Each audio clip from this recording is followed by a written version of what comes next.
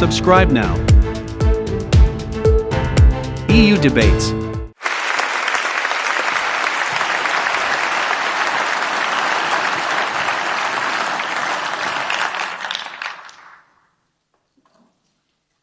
Nous devons penser et planifier. We need to think about and plan for a united Europe, as if it were possible to create it immediately every day. We need to reject the ideas of those who put everything off until tomorrow. If things are genuinely possible, we can start to implement them today. Dear Roberta, President Macron, cher Emmanuel, Prime Minister Costa, car Antonio, dear Dubravka, Switzer, dear Guy Verhofstadt, cher Ministre Clément Beaune, Excellences, honourable members, but most and foremost, my dear and fellow Europeans. On this very special day of Europe, I could not think of any more fitting way to start than by using these words of Ozula Hirschmann. For those who do not know her story, Ozula Hirschmann was an architect and builder of today's free and united Europe. She resisted the rise of Nazism in Berlin in the early 1930s. She shaped the future of Europe on the island of Ventotene in the 1940s. She pioneered women's rights all across Europe. The courage of her actions and of her convictions helped to make Europe what it is today. And I start with this picture because for Europe, the memory of our past has always framed our future. And that is all the more important at a time when the unthinkable has returned to our continent. Russia's flagrant attempts to redraw maps and to rewrite even the most tragic parts of our history have reminded us of the dangers of losing our grip on both our past and our future. On living in a perpetual present and thinking that things can never be different, that there cannot be better ways of doing things, and even worse, that things will always stay the same if only we do not change. That's so wrong. Standing still is falling back. But this conference has shown us that Europeans are determined not to make this mistake. You have told us that you want to build a better future by living up to the most enduring promises of the past, promises of peace and prosperity, fairness and progress, of a Europe that is social and sustainable, that is caring and daring, just like Ozula Hirschmann and all those who went before us. Ladies and gentlemen, this conference has spoken clearly. And I'm delighted to see so many of you here today. Through your 49 proposals and more than 300 measures, you have weaved and crafted a vision of a Europe that delivers on what matters most, that helps to make everyday life better, that is not confined to one place, but it is at your side when you need it. On everyday priorities such as the air we breathe or the food we eat, the education that we give to our children, and the houses that we bring them up in. It is a vision of a Europe that pools its strengths and capacities and diversity to tackle the biggest challenges, from climate change or nature loss to pandemics or security in our region. A Europe that has a stronger capacity to activate and uphold its values and the rule of law. A Europe that is able to provide for itself in vital areas, from energy to food, from materials to medicines, from digital chips to green technologies. A Europe that delivers unique social protections and benefits all the way through these major transitions. Ladies and gentlemen, I want to address every single one of you who took part in this conference. Your message has been well received, and now it's time to deliver. That is what I promised when I stood for election in this very House 2.5 years ago.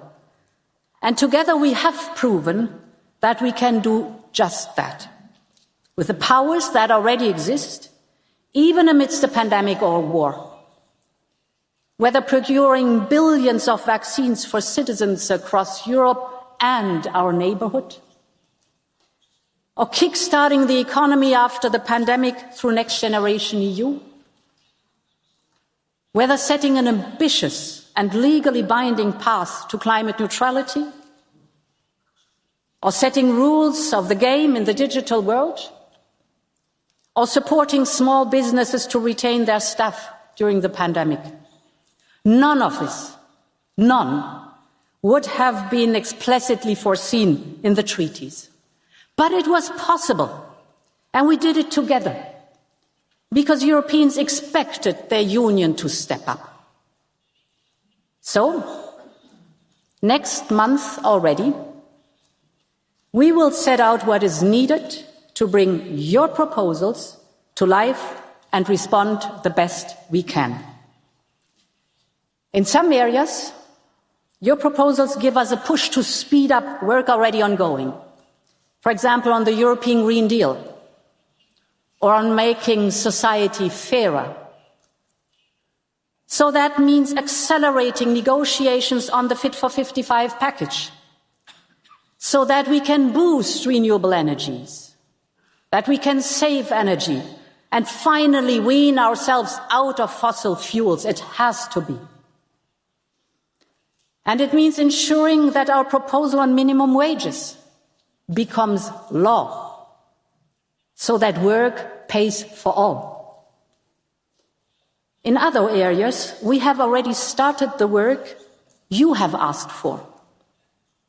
The Health Working Group, for example, proposed creating a European health data space, which would facilitate the exchange of health data across borders.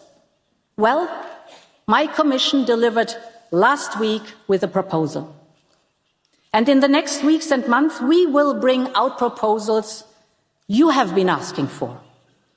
For example, restoring our nature, or cutting down waste from package, or banning products made by forced labor from entering our European market. On all of these upcoming ideas, we will look closely at your proposals so that we can best cater for what you have been asking for. The point is, there is already a lot we can do without delay. And that also goes for those recommendations which will need us to take new actions. So to make sure that we follow up swiftly, I will announce the first new proposals responding to your reports in my State of the Union address in September already.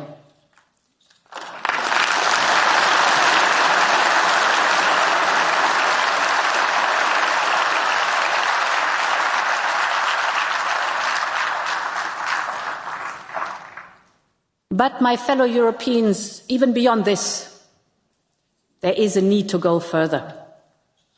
For example, I have always argued that unanimity voting in some key areas simply no longer makes sense if we want to be able to move faster.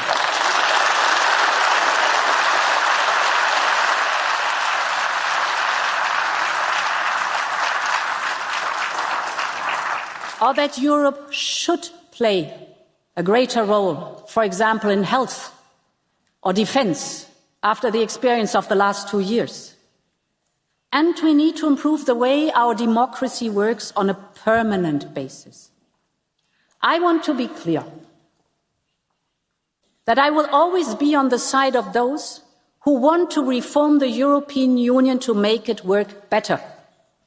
The point is, you have told us where you want this Europe to go, and it's now up to us to take the most direct way there, either by using the full limits of what we can do within the treaties, or, yes, by changing the treaties if need be.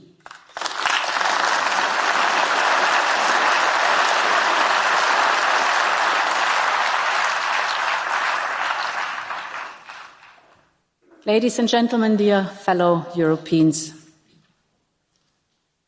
democracy has not gone out of fashion, but it must update itself in order to keep improving people's lives. Those are the words of David Sassoli, a great European who stood here a year ago together with you, dear Antonio Costa, to launch this conference. We all miss him dearly, and I have a very special place for him in my heart today.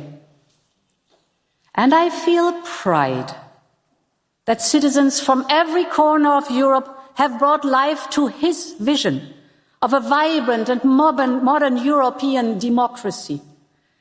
We saw it in the national citizens' panels such as those held right across France. And we saw it in the European citizens' panels from Dublin to Natolin, from Florence to Maastricht. It connected men and women who have never engaged with Europe before. Different stories, different languages, different identities, but one shared future to build on. You have proven that this form of democracy works, and I believe we should give it more room. It should become part of the way we make policy. And this is why I will propose that in future we give citizen panels the time and the resources to make recommendations before we present key legislative proposals. Because democracy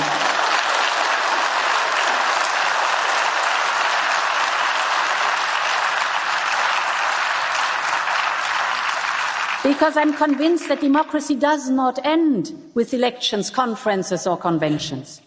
It needs to be worked on, nurtured and improved every day. We saw it in the grassroots events held right across Europe, whether debating biodiversity in Varna, gender-based violence in Lisbon, or democracy and subsidiarity in Budapest.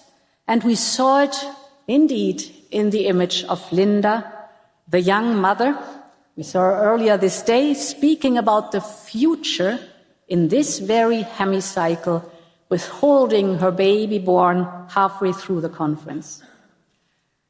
Ladies and gentlemen, this is the image I want us to celebrate on the 9th of May, an image far more powerful than any military parade and debate going up and down the streets of Moscow as we speak.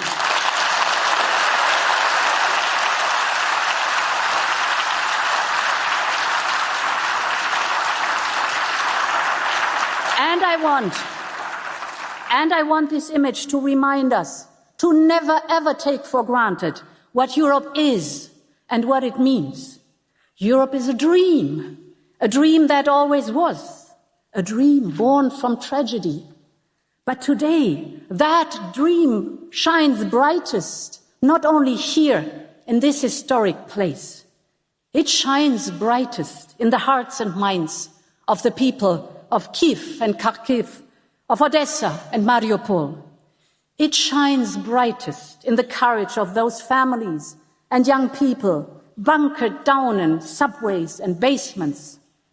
It shines brightest of those mourning the senseless, mindless atrocities of Bucha and in Irpin and in every Ukrainian village and town struck by war. And it shines brightest in the eyes of all those young Ukrainians who have found refuge in Europe, a home away from home. Those people, my fellow Europeans, young and old, are willing to fight and to die for their future and for that dream of Europe, that dream that always was, that dream that must always be. So I want to finish with a message. This morning I had a video conference with President Zelensky, and he wanted to virtually hand me over his answers to the questionnaire of the Commission for the accession process he has applied to. It is more than 5,000 pages. He handed over to me. And therefore, I want to give a very special message to our Ukrainian friends and families. The future of Europe is also your future. The future of our democracy is also the future of your democracy. 77 years ago, war in Europe was replaced with something different, something new. First a community, today a union. It was the day when the future began. It is a future that we have been writing together ever since, as architects and builders of Europe. And the next page, dear Ukrainian friends, is now being written by you, by us, by all of us together. Slava Ukraine! Long live Europe!